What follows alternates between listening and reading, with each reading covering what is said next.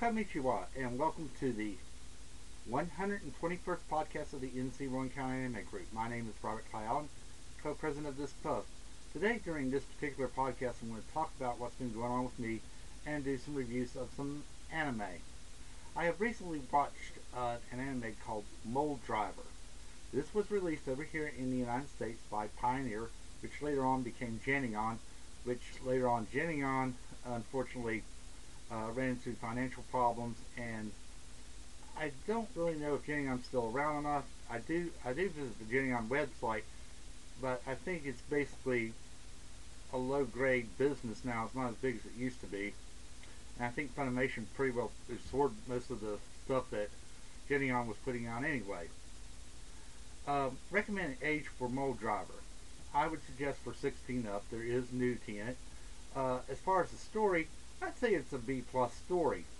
I heard that the person who directed Mole Driver passed away during the earthquake and tsunami over in Japan, and that's one of the reasons why I wanted to see this series, to see what sort of work he did. And I sort of liked it. Like I said, it's a B plus story. If I was grading it and using A, B, C, D as my grading example. So I would recommend you going in, if you've never seen it, to watch Mole Driver. Now, the Rowan Public Library has picked up this nice little Studio Ghibli film, Tales of the Earthseed. Now, this was done by the son of Hayao Miyazaki, and also, too, Hayao Miyazaki did work on this a little bit.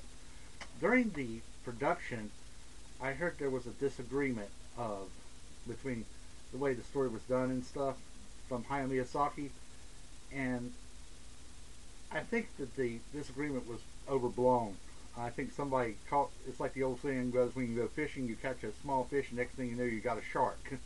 So I think it was something very small, and I don't know where the disagreement was. It may have been the way the story was, the speed it was going, or it needed more development and some character development. I don't know what Hayao Miyazaki was, upset about. But I think it was something small and nothing really major that happened. Well, I recently also too went to some live broadcast of a Taco No video live and went into the chat room. I'm not very good at chatting. I'm quite new to it, going into chat rooms and stuff. And I want to take the time to thank the people at the in the chat room and the Taco No video, and also to my good friend Brett Newhall for being so kind with me.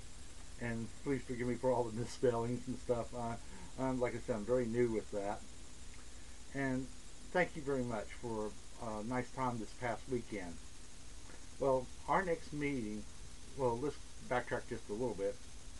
The next event that's going to be coming up is the FYE this coming Sunday at 3 o'clock down at Concord Mills Mall. They're having an anime day. There is going to be cross-playing. You have to go into the FYE Concord Mills Mall. I'm going to say Salisbury for some reason. Concord Mills Mall. You cannot walk in the hall of the good grief. You cannot walk in the hallways at the Concord Mills Mall. You must go directly into the FYE store in Concord Mills Mall. They have a policy at the Concord Mills Mall that you can't run around in costume. So just go straight into the FYE store when you're cross-playing. Now that I've got that tongue-tied straightened out, our next meeting will be April 16th.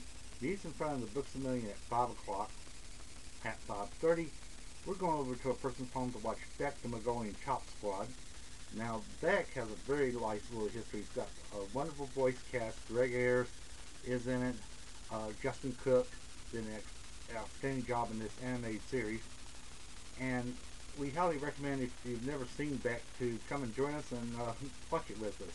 Now, May 7th is going to be Free Comic Book Day. We will be at the Comic Mom store in Salisbury, North Carolina from 11 to 6. We're begging, please, cosplayers, come out and help us sponsor this event.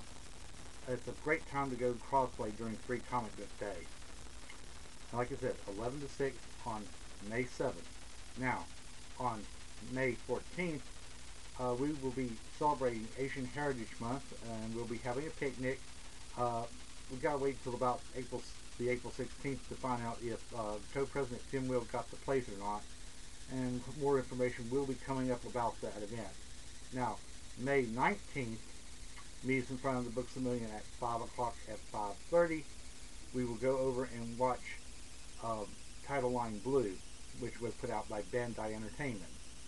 Well, I wish you a very good day today, and goodbye.